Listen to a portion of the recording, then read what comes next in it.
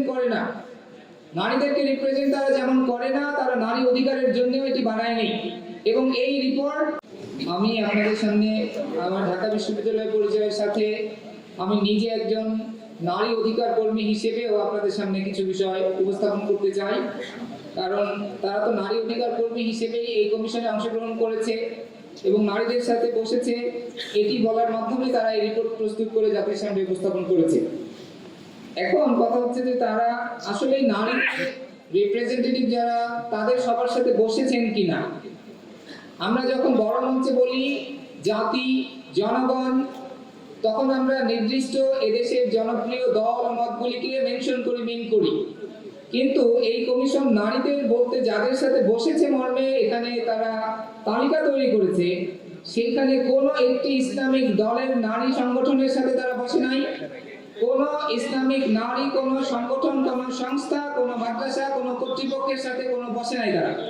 তাহলে নারী হিসেবে তারা কাদেরকে মিন করে, নারীদের অথরিটি বলতে তারা কাদেরকে মিন করেছে, এইখানের যাবতীয় এনজিও কর্মী সেইটা নারী অধিকার কর্মী হয়। আর আমার কোন ইসলামিক দলের কোন ইসলামিক সংগঠনের নারী ব্রাঞ্চ তাদের কাছে নারী বলে মনে হয় না।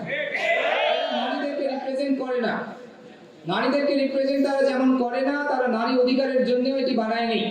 এবং এই রিপোর্ট শুধুমাত্র নারীদের বিষয়ক একটি রিপোর্ট না, এটি জাতির জন্য অত্যন্ত উদ্বেগজনক একটি রিপোর্ট, যেখানে জাতি রাষ্ট্রকে পরিবর্তন করে পশ্চিমা দাসের একটি সমাজ বিনির্মাণের প্রচেষ্টা হয়েছে।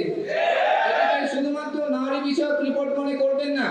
এবং তারা প্রত্যেকটি সংস্কার কমিশনের সাথে বসেছে, তাদের এজেন্ডাগুলি সেখানে ঢুকানোর চেষ্টা করেছে। এবং এটি মোটেও নারী বিষয়ক কোনো বিষয় না। স্পেসিফিক ভাবে বলছি যে আমি ঢাকা ইউনিভার্সিটিতে আমার হিজাবের জন্য নিকাব পরার কারণে যখন আমাদের মেয়েদেরকে হেনস্থা করা হয়েছে, এখানে মঞ্চে উপবিষ্ট অনেক বড় বড় আলেমদেরকে নিয়ে আমরা জাতীয়ভাবে সেমিনার করে তাদেরকে জাতীয়ভাবে থ্রেট দেওয়ার পরে তারা আমার ক্যাম্পাসে নারীদের উপরে জুলুম বন্ধ করেছে। কিন্তু এই নারী অধিকার কর্মী সেজে সেই মানুষগুলিদেরকে কখনোই দেখি নাই আমার সেই নির্যাতিত হেনস্থার শিকার কোন নিকাবী মেয়ের পাশে দাঁড়াতে। দেখি নাই সেই সুবর্ণচরে কোন বিএনপির প্রতীকে ভোট দেওয়ার কারণে গণধর্ষিত সেই নারীর পাশে দাঁড়াতে।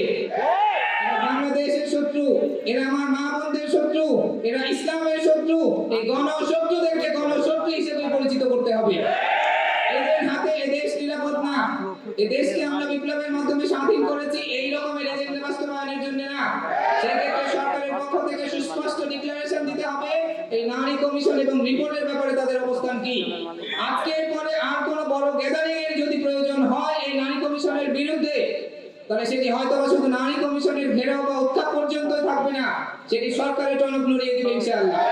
আজকের পরে নারী কমিশনের ব্যাপারে সরকারের পক্ষ থেকে সুস্পষ্ট বর্ণনা, সুস্পষ্ট ডিক্লারেশন আমরা চাই।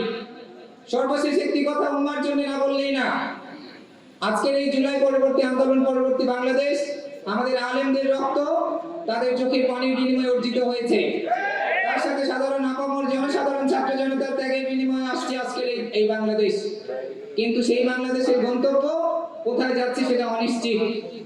এই বাংলাদেশকে শুধুমাত্র রক্ষা করতে পারে যাদের হাতে দেশের জান মান সম্মান সম্ভ্রম নিরাপদ, যাদের হাতে দেশের মানুষ নিরাপদ, যাদের হাতে আমাদের নারীরা নিরাপদ, সেটা হচ্ছে এই দেশের ইসলামপন্থীরা।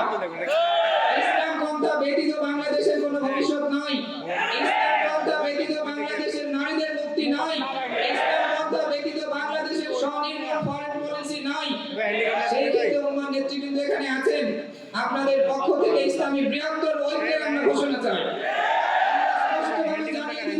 আমরা আপনাদের পিছনে আছি, আমাদের দল মত মাযহাব মাসলাকের সকল পার্থক্যের ঊর্ধ্বে। আব্দুল্লাহ এখানে বসেছেন, আপনারা জানেন সে অন্য একটি মাসলাকের, সেক্ষেত্রে আমাদের কোনো সংকীর্ণতা নাই।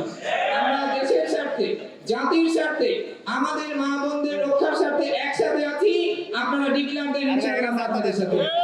আমাদের নেতৃবৃন্দের কাছে বেশি আহ্বান রেখে আমি আমার কথা শেষ করছি। জাতিকে রক্ষা করতে, আমাদের মা বোনদেরকে এবং দিন রক্ষার জন্য সংঘবদ্ধভাবে জাতীয় বৃহত্তর ইসলামিক ঐক্যের মাধ্যমে দেশকে এগিয়ে নিতে হবে। সবাইকে সেই বৃহত্তর ঐক্যের আমন্ত্রণ জানিয়ে আমার কথা শেষ করছি। আসসালামু